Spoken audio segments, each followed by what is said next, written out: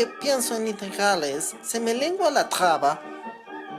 Prefiero el potencial al campo eléctrico. Siempre mejor. Solo un integral a 3. Chus.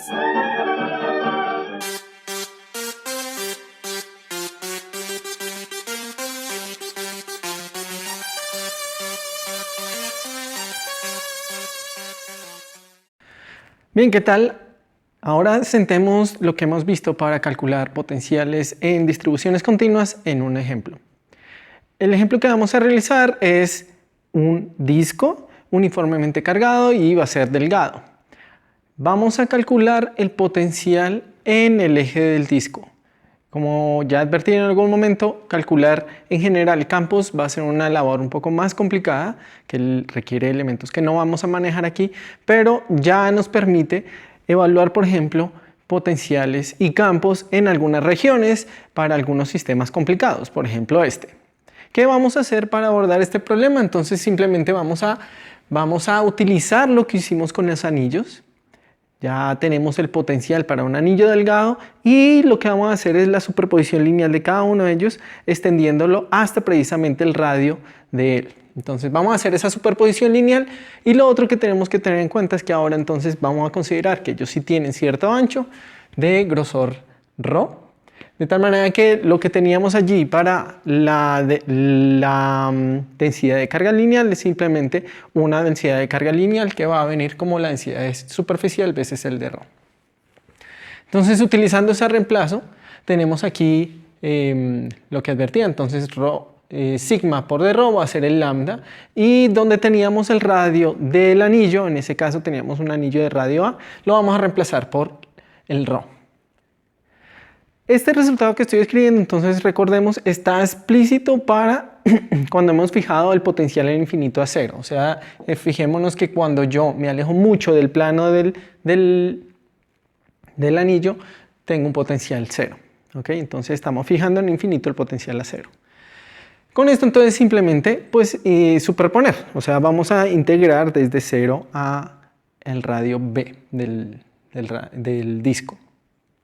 O sea, tenemos que plantear esta integral, como ya advertíamos en algún momento. Entonces aquí es mucho más sencillo, es una integral escalar, no nos preocupamos por proyecciones o componentes. O sea, simplemente integrar este pequeño diferencial de potencial para todo el disco.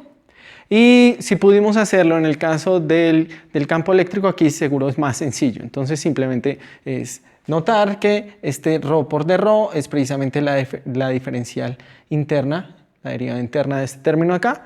O sea que sí, efectivamente se puede integrar. Y aquí tenemos el resultado. ¿Sí? Entonces, efectivamente, la integral me da la raíz de ρ cuadrado z cuadrado. Y la evaluamos entre 0 y b.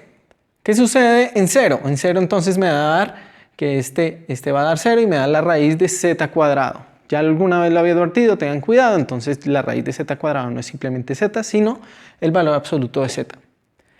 Y así entonces ya tenemos el potencial para cualquier posición z sobre el eje del anillo, bien sea arriba o abajo. ¿Sí? No va a importar porque aparece precisamente el valor absoluto de z. ¿Sí? Y aquí se ve efectivamente que el potencial por arriba es exactamente igual al potencial por abajo. Depende solamente de la magnitud de z. Entonces esto ilustra el cálculo utilizando diferenciales de potencial.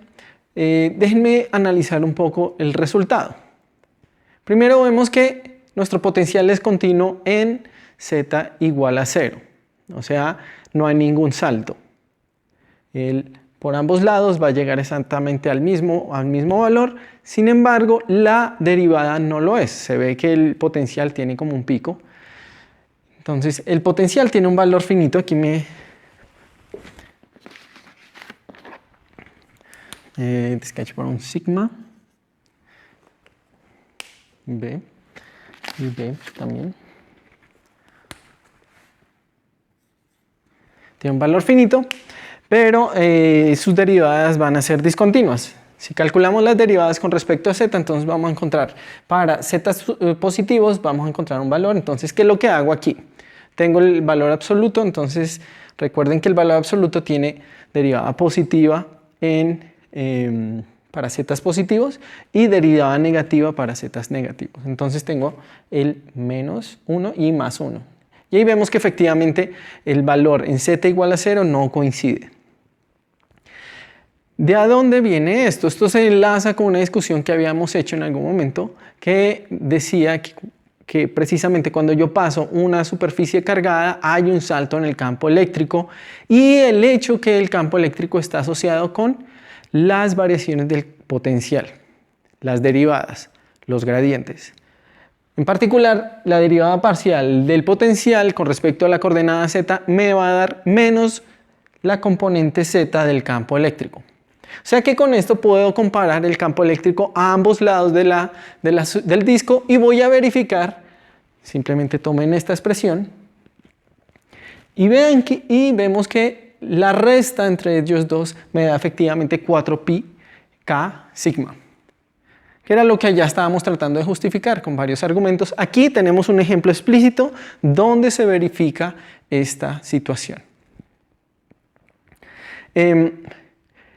También podemos aprovechar este resultado explícito para un caso general para hacernos algunas preguntas que ilustran algunas cosas que ya también había discutido. Por ejemplo, el hecho que si yo me paro muy lejos, tengo que redescubrir la carga puntual.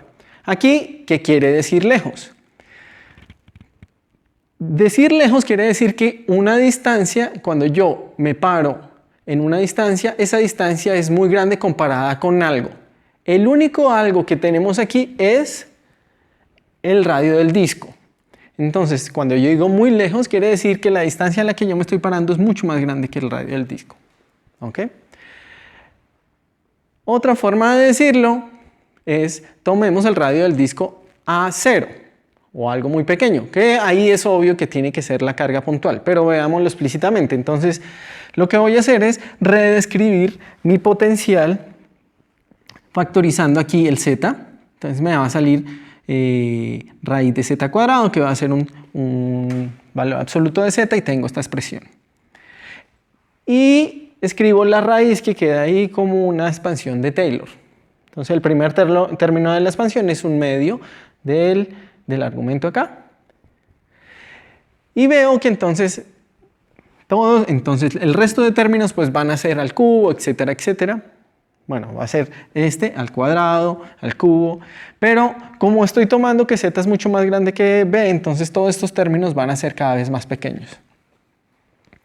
El punto es que el único que va a sobrevivir, y aquí me faltó el b, no el único que va a sobrevivir, sino el más importante, el que va a liderar esta expansión, es este término. Este 1 se cancela con este, independientemente de si yo estoy con zetas positivos o negativos. Y estos términos van a ser irrelevantes, los voy a despreciar, ¿sí? Bajo esta suposición, pensando en un límite en que yo me voy a z infinito.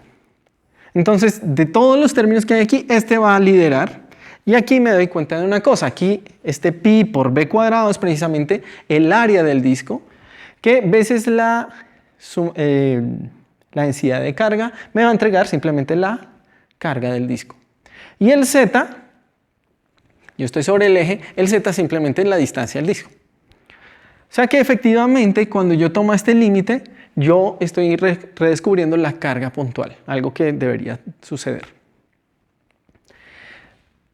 Otra cosa que también he mencionado es que cualquier superficie, cuando yo la veo muy cerca, debería verse como la placa infinita. Veamos, ya tenemos un potencial explícito, acerquémonos mucho. En este caso, ¿qué quiere decir muy cerca? Quiere decir una distancia muy pequeña con algo, y ese algo es el radio del disco. Entonces voy a hacer exactamente lo mismo, sino que ahora ya no voy a factorizar el z, sino el b. Y tengo algo por este estilo. Y lo mismo, entonces hago una expansión pero se me olvidaron varias cosas.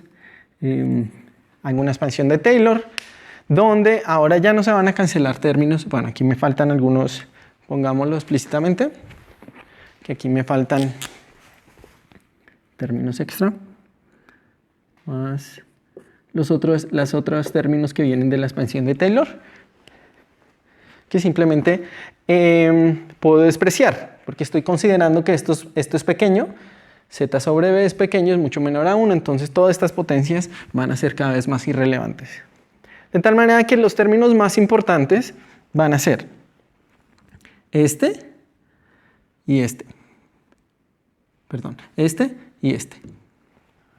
¿Sí? Este lo puedo despreciar, es mucho más pequeño que este, ¿cierto? Este viene como el cuadrado de este. O sea, los términos que van a liderar son estos dos. ¿Y qué vemos ahí?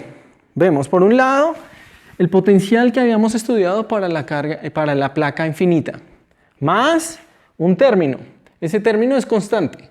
Recordemos que el potencial tiene una arbitrariedad. Yo puedo fijarlo módulo una constante, puedo sumarle una constante y no va a cambiar. O sea, esta constante, aunque en el límite en que b fuera infinito, es una constante que va a ser infinita, no me va a afectar la física y yo puedo decir que efectivamente este potencial, que está acá, corresponde al de la placa infinita. Y así entonces ilustramos con este ejemplo unas instancias que ya había tratado de argumentar en algún momento. Quisiera aprovechar que calcular potenciales es más sencillo que calcular campos para calcular el potencial del disco en otro punto, en su borde. En el borde del disco entonces nos conviene también utilizar coordenadas polares, pero entonces voy a llamarlas distinto para no confundirlas con las coordenadas que habíamos utilizado respecto al eje de simetría del disco, el centro del disco. Entonces voy a llamarlas R y Φ. De tal manera que igual el diferencial de área es como usualmente en coordenadas polares y nuestro diferencial de carga entonces es el sigma por el diferencial de área. Ahora nosotros vamos a pararnos en el borde, un punto P por ejemplo, y vamos a barrer todo el disco, vamos a sumar. Y tenemos que saber entonces cuáles son los límites de nuestras coordenadas. Entonces, según el dibujo que estoy poniendo, entonces nuestro ángulo va a dar un ángulo de pi, desde 0 a pi para cubrir todo el disco. Mientras que el radio, entonces, la coordenada R va a barrer desde 0 hasta un máximo que va a depender del ángulo. Del diagrama que se ve donde tengo un círculo precisamente y se nota que al interior se puede dibujar un triángulo rectángulo. De tal manera que el máximo de la distancia del punto al borde va a ser necesariamente, como he dicho, dependiente del ángulo Φ, una proyección con un seno y 2b. Entonces ya sabemos los límites de nuestro ángulo de 0 a pi y del radio. De la manera que entonces ya puedo escribir la integral que me va a dictar el potencial para evaluarla. Entonces simplemente aquí estoy escribiendo explícitamente la contribución del diferencial de potencial K de Q sobre R. Cada uno de estos pedacitos va a estar a una distancia R y tengo que hacer la integral. Entonces aquí reemplazo el diferencial de área y aquí, rayos, aquí entonces me queda el pi.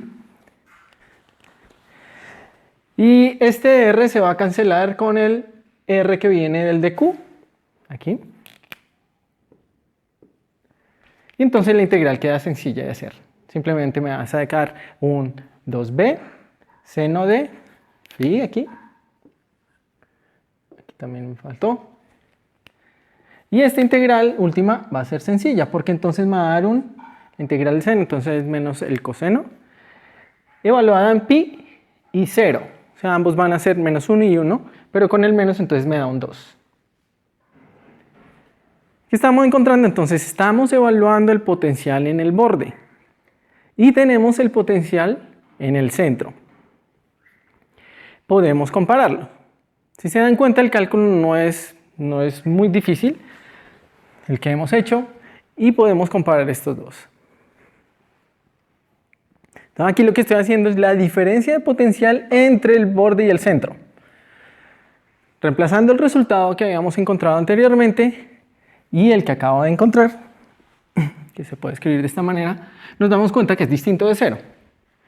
O sea, hay una diferencia de potencial entre el centro y el borde.